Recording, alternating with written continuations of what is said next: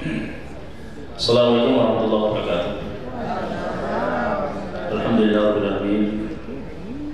Hadana li hadza wa ma kunna linahtadiya lawla an hadana Allah. Asyhadu an la ilaha illallah wahdahu la syarika lahu wa asyhadu anna Muhammadan abduhu wa rasuluhu wa rahmatan lil alamin. Allahumma shalli ala Muhammad wa ala ali Muhammad. Rabbi ishrah li sadri wa yassir amri wahlul 'uqdatam min lisani yafqahu qawli. Alhamdulillahirabbil alamin. Kita bersyukur Allah Subhanahu wa taala serta berdoa bi yaumil asyhadu ni'mataka allati an'amta 'alayya wa ala walidayya wa ana amala shalihan tardahu wa tahni rahmatika fi ibadika shalihin. Yang kami hormati Bapak, kemudian para ulama, para kiai, para ustaz, kemudian ibu-ibu majelis taklim, bapak peserta yang hadir yang saya sebutkan satu persatu. Mohon maaf, pertama sampaikan permohonan maaf Bapak Kapolres Kades. Sebenarnya bukan kesalahan Bapak Kapolres Kades, ajudannya yang salah karena tidak mengingatkan beliau, sehingga nanti di pare-pare beliau ingat. Ya, jadi padatnya kegiatan beliau karena beliau itu jam 4 sudah kerja dengan sore subuhnya yang kita senantiasa baca di media sosial beliau.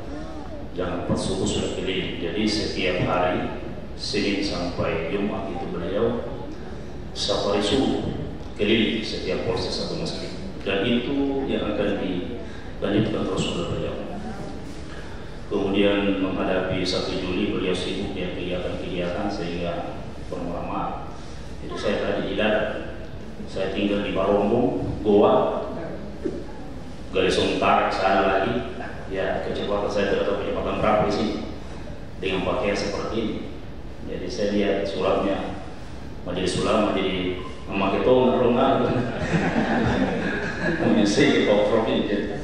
Mohon maaf Bapak Ibu, sehari-harinya saya di Asisten Polrestabes menangani di unit namanya perlindungan perempuan dan anak.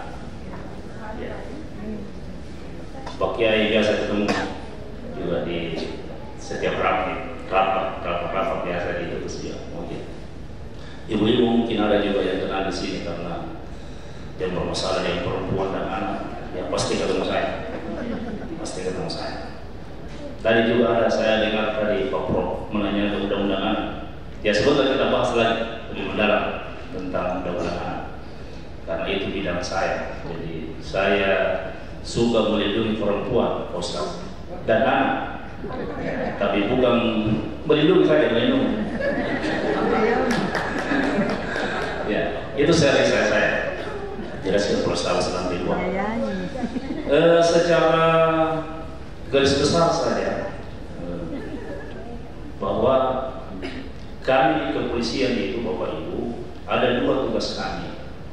Jadi ada preventif dan ada represif. Kalau preventif pencegahan, kami di kepolisian itu banyak melakukan hal-hal itu. Kami di sana ada bimas, kami di sana ada lalu lintas, ada di kiasannya, juga di bidang penyuluhan. Kemudian ada di reskrim juga ada 2. Ada represif penindakan atau pemadam kebakaran, kejadian baru dia tangani. Ada juga pencegahan. Ya, jadi kami ke sekolah-sekolah Bapak Ibu. Kegiatan kami itu PPA kita sekolah-sekolah. Kemudian kami juga biasa inspektor upacara di sekolah. Kami juga mengadakan penyuluhan sekolah. Dan kami juga sering mengadakan sidak pemeriksaan HP di sekolah-sekolah. Itu semua kami lakukan untuk tindakan preventif atau pencegahan. Dan saya kira saya tidak perlu terlalu masuk dalam, karena Pak Prof tadi Pak Kiai sudah menjelaskan persoalan agama bahwa kita ini adalah anfusakum wa ahlikum nar. Kita ini semua adalah bagaimana keluarga kita ini jauh dan memelihara kita bagaimana supaya tidak terlibat dan tidak hal-hal yang tidak diinginkan atau tidak sesuai dengan perintah-perintah agama. Tentunya di kepolisian kami secara garis besar mengatakan bahwa fungsi itu kami lakukan. penerapan hukum. Jadi kami di polisi, perlu Bapak Ibu ketahui bahwa kami di polisi itu, utama di reskrim, hanya menegakkan aturan yang ada. Undang-undangnya kan bukan ranah kami. Undang-undang itu sudah diundangkan, sudah dikaji oleh Pak Pro, kemudian masuk diundangkan. Kita ini polisi hanya menegakkan aturan yang ada. Nah, itu. Di persoalan penerapan hukum ini atau kebenaran hukum ini, pertama saya berikan gambaran Bapak Ibu bahwa situasi memang saat ini sering saya katakan Pak Kiai, waktunya sekarang luar biasa. Saya waktu di lalu lintas, saya lama di lalu lintas di bagian C, saya lama di bagian C lalu lintas. Saya belum tahu ini yang sebenarnya bagaimana kita, tapi di PPA ini Pak, saya sudah tahu. Saya tahu bahwa luar biasa kita punya, memang harus perjuangan kita. Dan bukan cuma tugas alim ulama, Pak Kiai, Ustaz, tidak. Tugas kita semua. Sekarang waktunya memang, karena kenapa? Karena kemajuan ilmu, pengetahuan, dan teknologi ini yang luar biasa merusak generasi kita. Ya. Jadi memang hal ini Bapak Ibu bukan hal yang mudah, karena untuk menyelamatkan generasi kita ini, menyelamatkan rumah tangga kita ini sudah luar biasa. Ya. Oleh karena itu Bapak Ibu, hal ini kita di kepolisian hanya bisa melakukan itu, bagaimana menegakkan hukum yang ada, kemudian kedepannya bagaimana polisi itu menegakkan hukum secara baik, secara benar, dan berkeadilan sesuai disampaikan dari Profesor. Kemudian persoalan hukum itu bisa ditinjau dari bisa ada yang harus kita pahami Bapak Ibu, bahwa sekarang ini ada namanya peradilan modern. Peradilan modern tidak sama dengan dulu. Sekarang peradilan modern itu ada namanya restoratif justice namanya. Di Pak Prof tadi singgung. Restoratif justice itu adalah penyelesaian suatu kasus secara berkeadilan dengan secara kekeluargaan. Nah itu karena kenapa? Ini luar biasa. Saya bisa gambarkan Bapak Ibu bahwa sekarang ini di Polrestabes Makassar sampai hari ini itu sudah 1.200 LP laporan polisi, belum pengaduan, belum di polsek saya itu. Ya. Di polsek rata-rata 20, ada yang 30, ada yang 10, ada yang 28, 12 polsek di wilayah Polrestabes dan 3 di wilayah Pelabuhan, semua. Jadi kalau kita hitung-hitung sudah sekitar 1.600 laporan polisi yang ada baru di bulan Mei ini. Luar biasanya tingkat tindak kejahatan ya, itu juga sudah kita sortir semua. Sudah kita sortir di level reskrim, mana yang ada pidananya, mana yang tidak ada. Itu kita sudah luar biasa sangat dan begitu banyaknya. Saya kira Bapak Ibu, untuk lebih jelasnya ini saya kira lebih bagus Pak Kiai, Ustaz kita buka saja bawa pertanyaan supaya lebih kita bisa sharing tentang bagaimana penerapan hukum ini biar bisa membawa kita menyelamatkan keluarga dan ada kesadaran di setiap rumah tangga kita masing-masing. Sekian dan terima kasih. Assalamualaikum warahmatullahi wabarakatuh.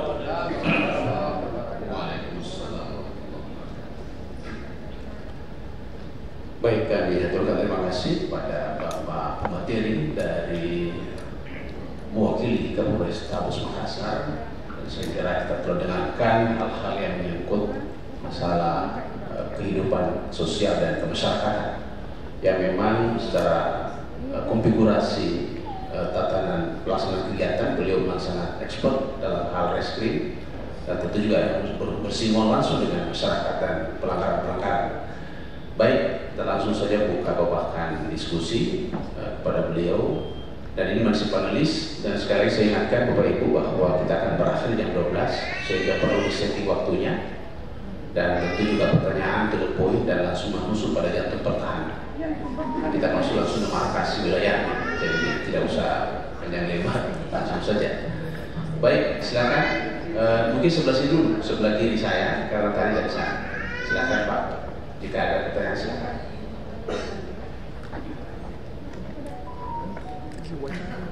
Kalau tidak ada, tidak apa-apa Pak, pas saja.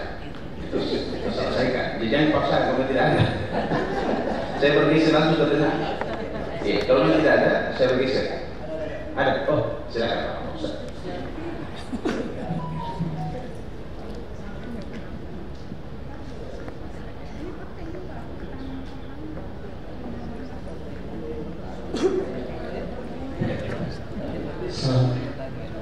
Assalamualaikum warahmatullahi wabarakatuh. Saya pejabat dari pengurus harian MUI Kota Makassar.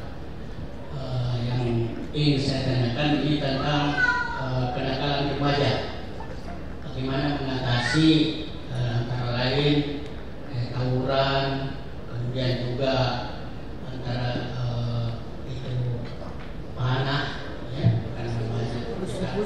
Kejadian ini yang kita tidak inginkan, seperti ada yang dari Pare-Pare pulang tengah malam langsung dipanah dari belakang, dan itu tidak ketahui yang mana. Ya, kemudian juga bagaimana orang tua itu memperhatikan anaknya, apakah dibiarkan saja seperti itu.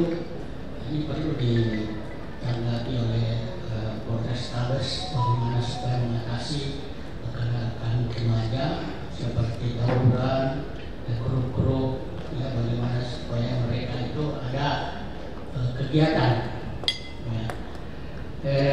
Yang kedua, bagaimana melindungi kita punya tempat di mana biasa ada pencuri, ya, di tengah malam biasa ada anak yang diculik, ya, sehingga anak kita itu tidak aman kalau keluar, sehingga menurut informasi ada yang diambil bagian dari tubuhnya untuk dijual. Ya, begitu juga ada beberapa macam penipuan lewat WA. WA ini saya dengar ada WA yang kalau kita tindis ya atau tidak, kalau kita tindis itu maka akan didapat semua data-data kita, sehingga habis uang di rekening. Ya, ini perlu diatasi semua ini, penipuan melalui WA, juga kenakalan remaja, juga kenakalan orang tua juga, ya bisa saja. Ya, di mana-mana orang tua yang memikirkan bagaimana bahwa dia akan sebentar lagi masuk kuliah, mestinya diedukasi. Ya, saya kira itu. Assalamualaikum warahmatullahi wabarakatuh. Assalamualaikum warahmatullahi wabarakatuh. Kita lanjut di tengah. Saya kira tadi Pak Dr. Ustaz tadi sudah mewakili presentasi dari samping kiri. Kita kembali ke pasar fraksi tengah. Silakan Bu. Assalamualaikum warahmatullahi wabarakatuh.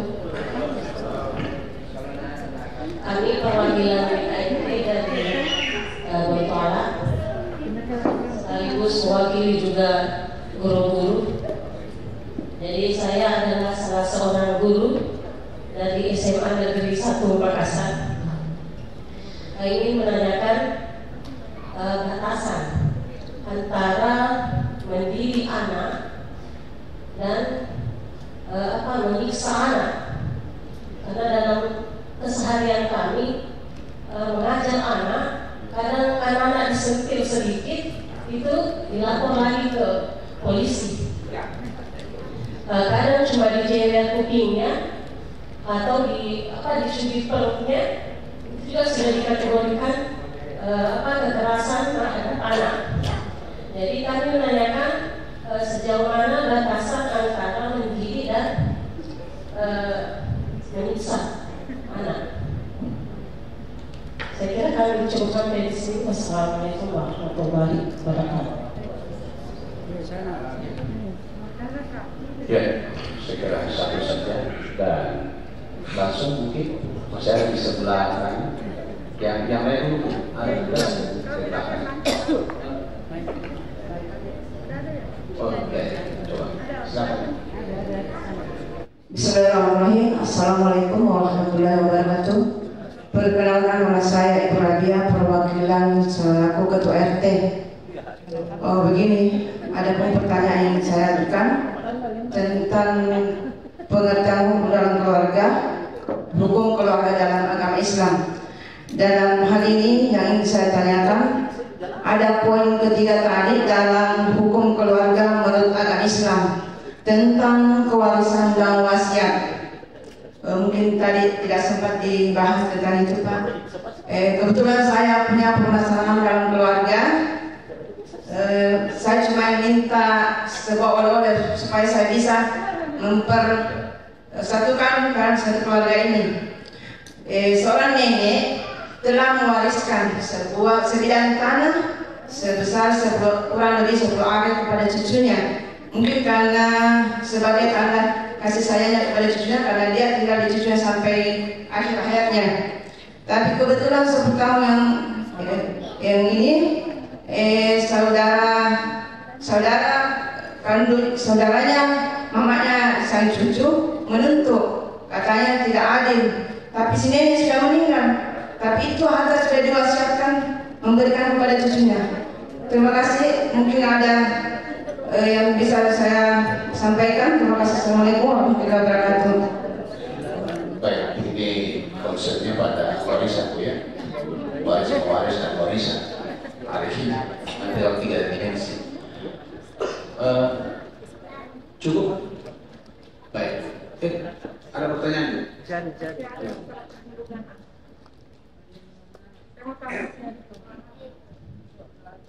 Ya, silakan.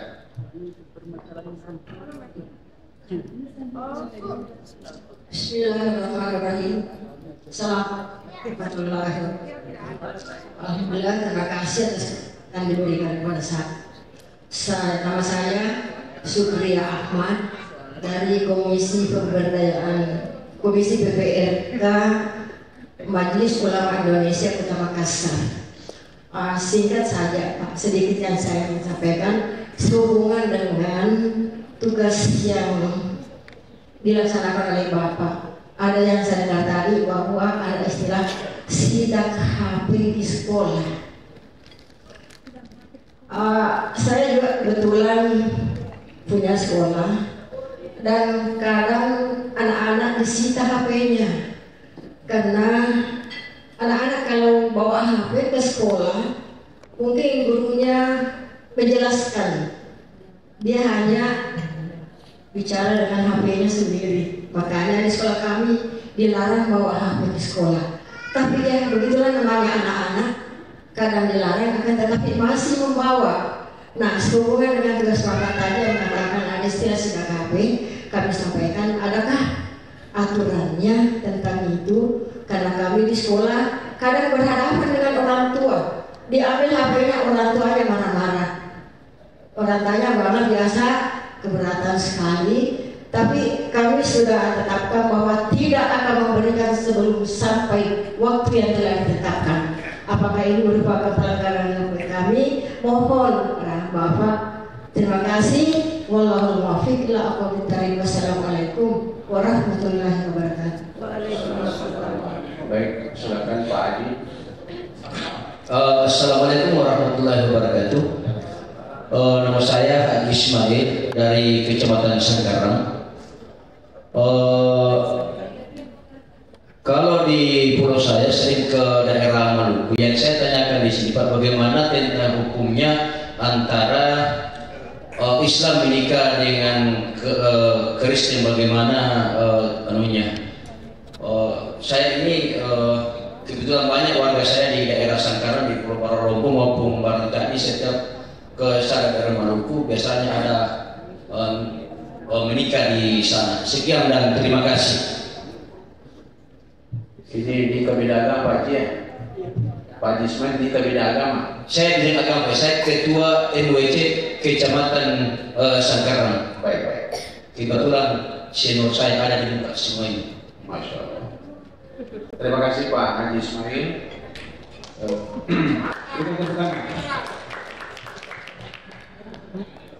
Bapak Ibu yang saya muliakan, sehingga jelas pertanyaan yang muncul dan ada bagian foto, ada juga bagian Pak Reskrim.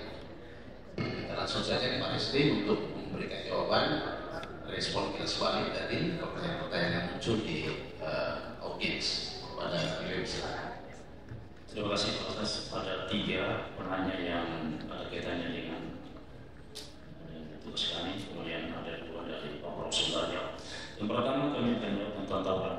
Saya sampaikan bahwa sekarang ini ada slogan polisi bahwa kalau kita menyayangi anak, yakinkan dan pastikan anak itu ada di rumah jam 10 malam. Itu salah satu bahwa kita mencintai dan mendidik anak dengan baik. Karena maka saya naboyan yang ini daripada anak itu ini slogan yang seperti ini Bapak Ibu yang harus dihindari supaya anak ini betul-betul kita mencintai, yakinkan, memastikan bahwa anak kita itu ada. Kenapa? Kalau sudah jam 10 ke atas itu luar biasa. Karena kami ini biasa juga malam, jadi kami paham betul bahwa di atas jam 10 itu sudah tindak pidana itu banyak yang terjadi dan kejahatan di atas jam itu banyak. Oleh karena itu juga salah satu untuk bagaimana kita, orang tua kita, semua kita ini polisi menjaga yang namanya tawaran. Kalau saya jadi ini, saya katakan bahwa kami ini pemadam kebakaran, kalau seperti itu represif terjadi baru kita datang. Kalau mana busur baru kita tangkap. Persoalannya juga ke mana? Persoalannya kenapa? Karena sistem peradilan anak yang membatasi kita. Itu. Jadi kita menegakkan hukum, tapi kita tidak boleh melanggar aturan hukum. Kesana semua itu diatur Undang-Undang Nomor 11 tentang sistem peradilan anak. Penanganan anak itu apa ini? 7 tambah 8. 7 hari tambah 8 hari. Tidak bisa lagi di atas itu. Itu penanganan. Itu kesulitan kita dari situ. Sementara hukum yang ada dan dipahami oleh sebagian kita di masyarakat adalah kalau ada berbuat tindak pidana seperti itu, Pak, angapa nak ditahan kodong? Itu pertanyaan yang selalu menanti kami di polisi dan selalu itu yang menjadi pantangan kita. Sementara aturan ada aturannya. Dan yang kita pahami adalah selalu pokoknya ada yang melanggar harus dihukum, harus ditahan. Tapi ada aturan-aturan lain yang harus kita ada pengacaranya. Kalau di pidana kita pengacara kepada KUHP. Kalau undang-undang anak, undang-undang nomor 35 dan nomor 23 itu Bapak Ibu kita pengacara kepada undang-undang nomor 11 tentang sistem peradilan anak. Itu semua pengacaranya. Nah itu pasal tawaran. Dia tanggung jawab semua, tanggung jawab bukan tanggung jawab kita, polisi bukan tanggung jawab. Juga para ustaz kiai ulama luar biasa kita di masjid-masjid selama Ramadan itu luar biasa. Para alim ulama menyampaikan hal itu dan ini juga tugas kita semua sebagai orang tua. Yang kedua persoalan mendidik. Jadi saya sampaikan begini. Di Undang-Undang Anak di pasal 80 diatur tentang kekerasan anak. Di situ ada 2 pasal ayatnya, ayat 1, ayat 2. Ayat 1 itu luka ringan, ayat 2 itu luka berat. Ayat 1-nya pasal 80 ancamannya 3 tahun 6 bulan. Kemudian kalau dia luka berat ancamannya 5 tahun ke atas. Ini perlu kita pahami Bapak Ibu bahwa terkait dengan pendidik atau terkait dengan guru, kita tidak serta-merta memperlakukan mengkaji dulu. Di polisi ada namanya, di reskrim ada namanya gelar perkara. Kita gelarkan dulu. Gelar perkara itu bukan satu kepala yang memikirkan, bukan satu pendapat, tapi banyak pendapat. Ada dalam bahasa hukum namanya mesterianya, artinya niatnya, apa niatnya melakukan. Kalau pendidik harus kita betul-betul faktakan bahwa guru itu memang ada niatnya untuk menganiaya anak muridnya, atau apakah memang dia mendidik. Kalau salah satu unsur ini tidak bisa kita faktakan, maka tidak bisa kita lanjutkan ke penyidikan atau tidak bisa kita lanjutkan ini kasus. Ada sementara saya tangani guru, saya lihat di gelar perkara itu tidak ada sama sekali unsur kesengajaan gurunya, tidak ada sama sekali unsur-unsur menteriannya dalam bahasa hukum kita niatnya untuk melakukan yang membuat anak itu terganggu fisiknya. Tidak ada. Tidak ada niatnya. Kenapa tidak ada niatnya? Karena dia mendidik. Dia melakukan itu dasar mendidik, dan itu bisa kita cari di situ. Jadi tidak semua di undang-undang perlindungan anak itu langsung kita dihukum, tidak. Ada namanya juga mengkaji apa niatnya. Itu boleh jangan mendidik dengan kekerasan fisik. Memang ini luar biasa kita, karena antara guru dengan undang-undang perlindungan anak. Karena ada undang-undang perlindungan anak, dan berani orang adukan nanya, ya, saya masuk polisi Bapak Ibu karena saya waktu SD saya ditempelin dan terlempar ke saya oleh guru matematika saya. Saya dituruh tulis masih kabur Pak Ustaz, ya, masih kabur, disuruh jumlah-jumlah di atas, saya tidak tahu matematika, saya ditempelin dan terlempar ke saya, dan itu yang menyebabkan saya masuk polisi, dan saya tidak pernah lupa itu. Coba sekarang ini aja, mana di PP lapor gitu. Enggak. Cengeng kita ini, cengeng. Jadi apa dampaknya terhadap guru? Dampaknya adalah ya mengajar kamu tahu ya, kumbal apa, nakal. Itu tadi. Sehingga kita di polisi juga ini dilihat namanya gelar perkara. Oh ini memang dia aneh-aneh ini. Baru kalau memang tidak ada niatnya kita tutup. Itu. Meskipun kita diserang dari mana itu ada masalah. Karena memang restoran kita tidak temukan di situ. Itu. Kemudian yang ketiga masalah HP tadi. Jadi saya katakan Ibu bahwa HP ini tidak ada salahnya. Saya katakan bahwa perkembangan ilmu pengetahuan dan teknologi itu ada dua dampaknya, positif dan negatif. Ada baiknya. HP itu sekarang dengan Zoom, dengan online, HP kita lumayan. Yang kami sidak itu adalah aplikasi. Dan di dalamnya video-video konten yang kurang bagus, porno dan lain sebagainya, itu kita suruh hapus. Kemudian sekarang ini marak namanya micet, ya, itu kurang bagus untuk anak-anak itu semua yang kita hapus. Jadi bukan HP itu barangkali Pak Prof untuk selanjutnya di mungkin yang ada kita ini. Terima kasih.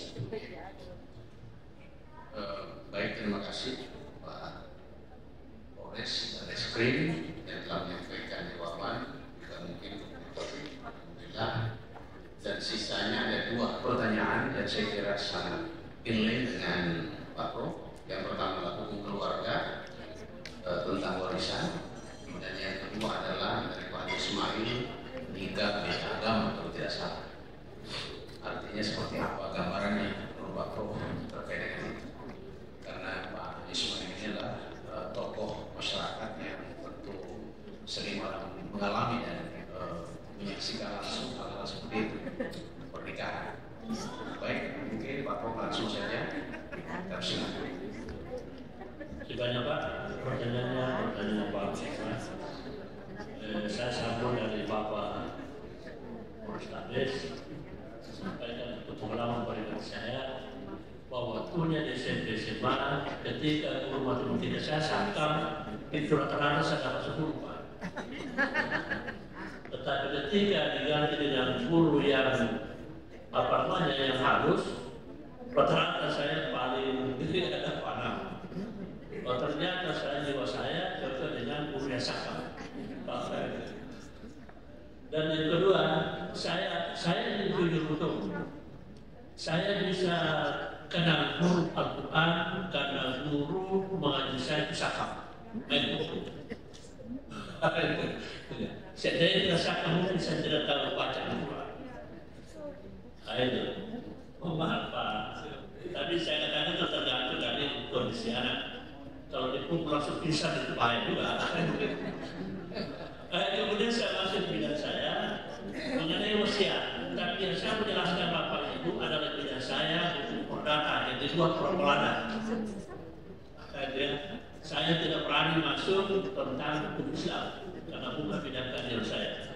Kalau dalam hukum perdata, jangankan wasiat terhadap ahli waris oleh calon pewaris tidak dibenarkan, jual beli pun tidak dibolehkan. Mengapa tidak dibolehkan jual beli antara calon pewaris dengan calon ahli waris? Karena barang yang mau dijual atau diwasiatkan adalah bundel harta bahagia dari calon harta warisan. Itu logika hukumnya. Karena ketika ada calon pewaris menjual kepada salah satu calon ahli waris dan wasiat terhadap calon pewaris terhadap ahli waris, itu adalah wujud ketidakadilan terhadap semua ahli waris. Makanya orang Belanda dalam keperdata itu melarang, tidak boleh. Dan ketika terjadi seperti itu, dampak ujungnya akibat hukumnya berhukum perdata bahkan hukum dianggap tidak pernah terjadi barang. Itu. Dan ketika saya menjual barang terhadap salah seorang anak saya, itu wujud ketidakadilan terhadap 5 yang lain, sama dengan wasiat.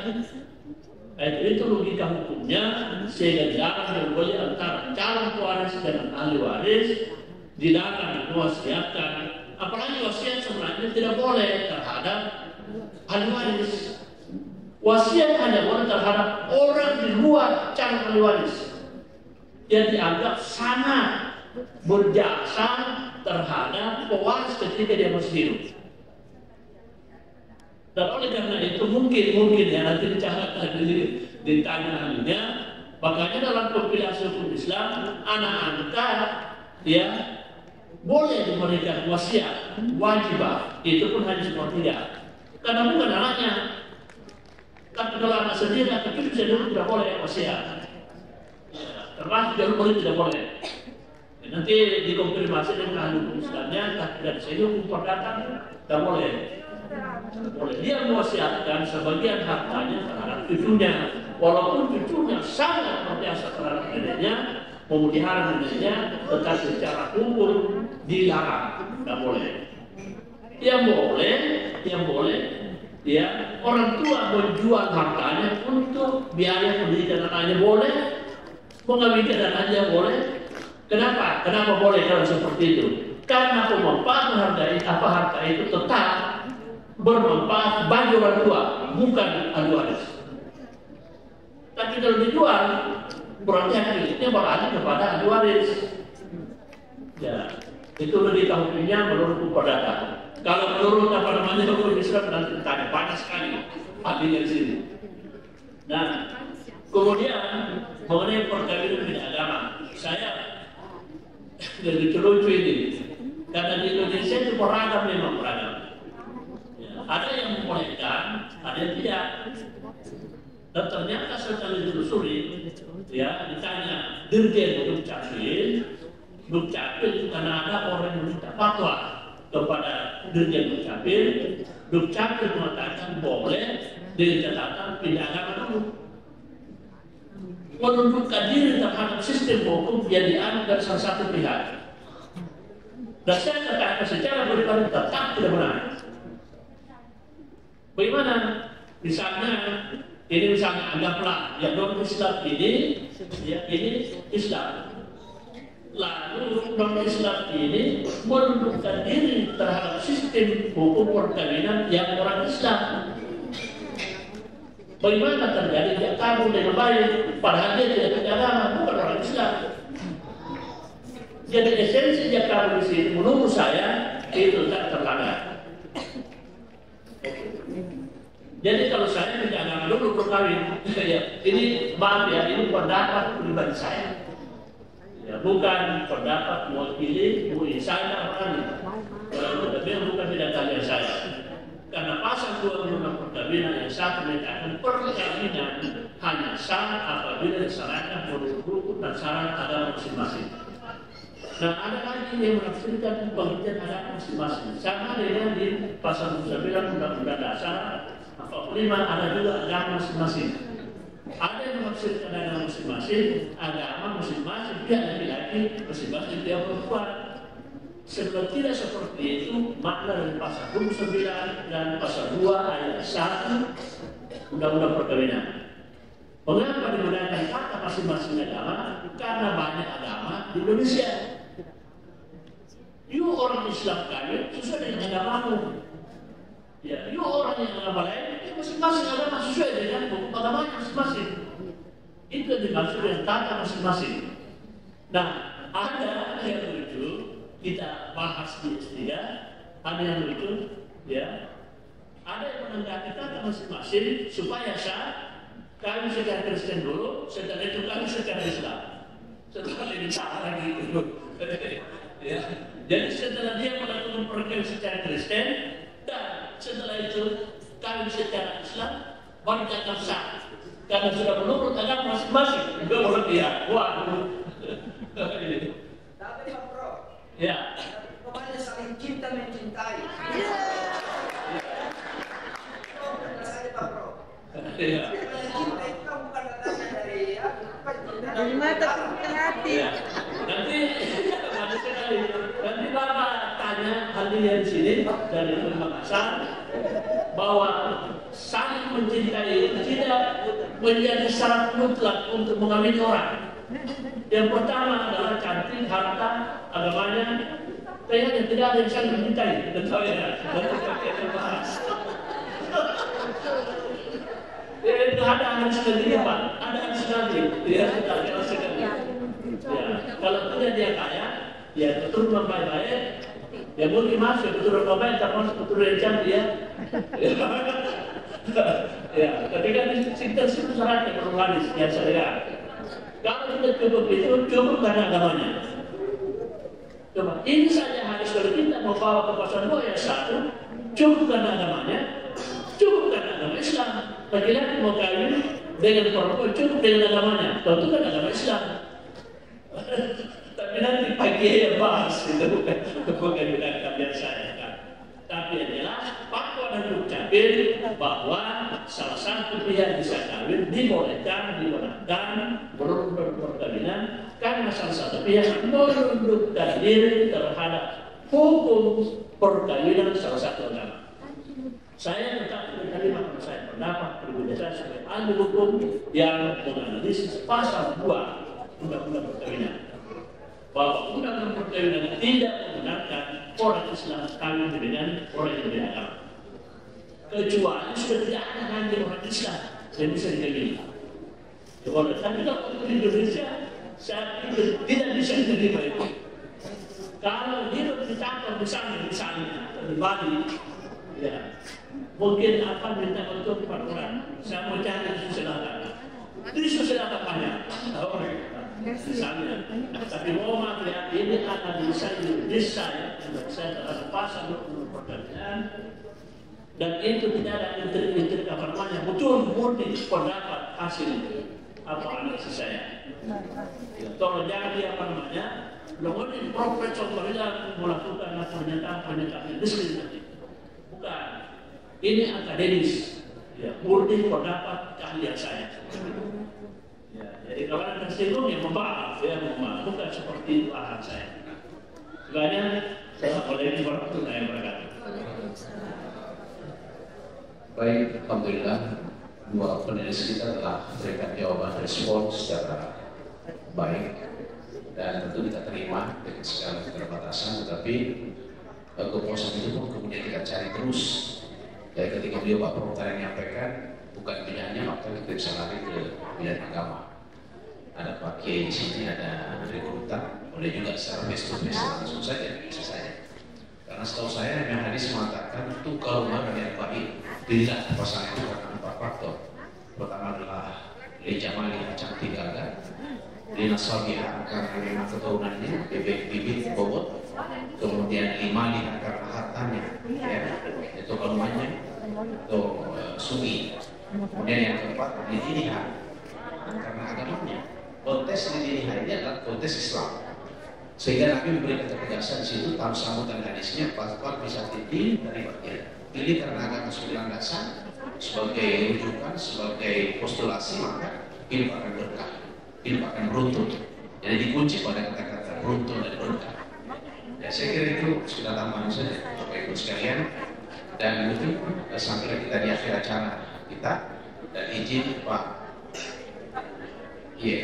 ada tambahan nanti mungkin dari Anda Duta, ya mungkin ada tambahan sebagai pencerahan keilmuan untuk kita pada siang ini pada Anda Duta di Israel. Terima kasih. Sebenarnya saya tidak siap untuk memberikan karena saya ahli hukum. Hanya mungkin tadi kalau teman-teman saya tadi Mas Haris Sudir ada dari kita biasa mungkin kurang tepat mengartikan hadis. Tumpah-tumpah yang baik. Jadi kita disini sebagai keamanan, bukan keamanan. Sekarang kalau mengatakan nikah ini berubah dengan apa itu? Perintah bukan perintah itu. Hanya dikatakan bahwa biasanya orang kalau mau kawin itu perintahnya muka. Itu jadi bukan perintah untuk membicarakan. Mungkin susah untuk mendapatkan calon istri yang memenuhi syarat 4 khusus. Makanya saya semangat pada hukum etika yang mengenai ukuran ketika memilih biasanya kelemahan untuk biasanya.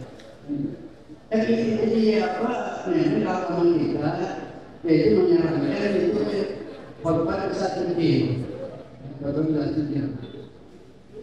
Jadi apa? Saya kira ini sudah diatur seperti dalam hukum komunitas. Saya sudah ada semuanya.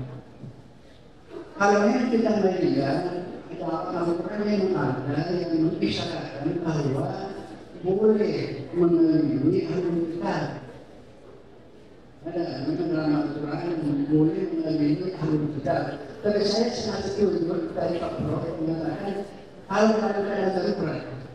Apa darurat itu kalau sudah tidak ada sama sekali perempuan muslimah, kalau tidak jadi masih banyak sekali. Ya, banyak sekali.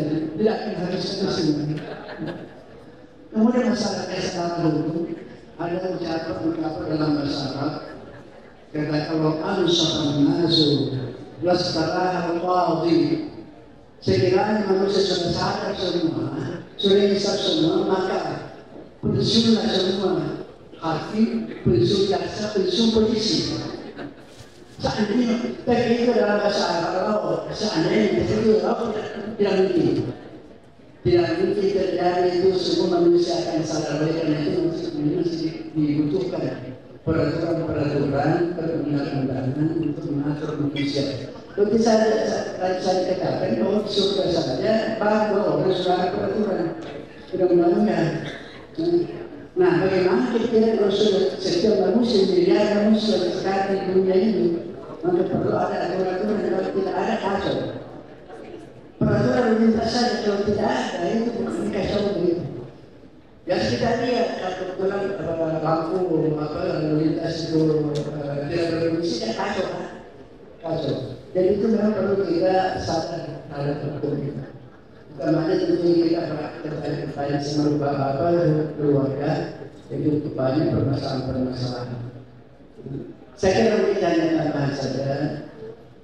Assalamualaikum warahmatullahi wabarakatuh. Kita berikan aplaus kepada mereka. Baik, saya kira ada pencerahan yang sangat substantif untuk bisa kita bawa pulang dan bisa kita implementasikan dalam kehidupan keluarga kita. Bapak Ibu sekalian, panelis telah menyelesaikan amanah ini. Ada Pak Prof. Dr. Haji Marilan SHFU, kemudian ada Pak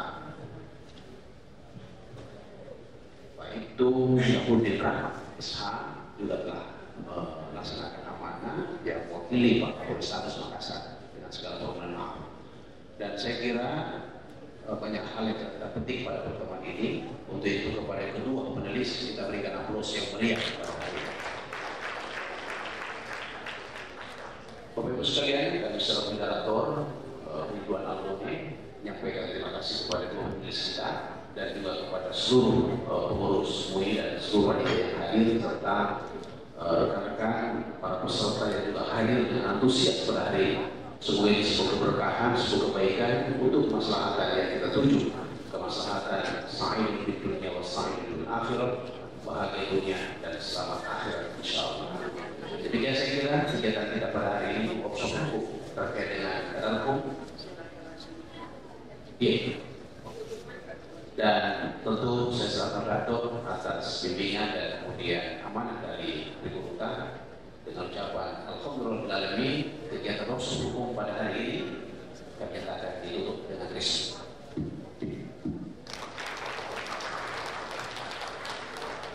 Sekali lagi saya mohon maaf atas segala hal yang terjadi pada pertemuan ini. Mudah-mudahan semuanya adalah baik, semua kemaslahatan dan tentunya kebahagiaan dan kesehatan untuk kita lahir dan batin. Dan Allah yang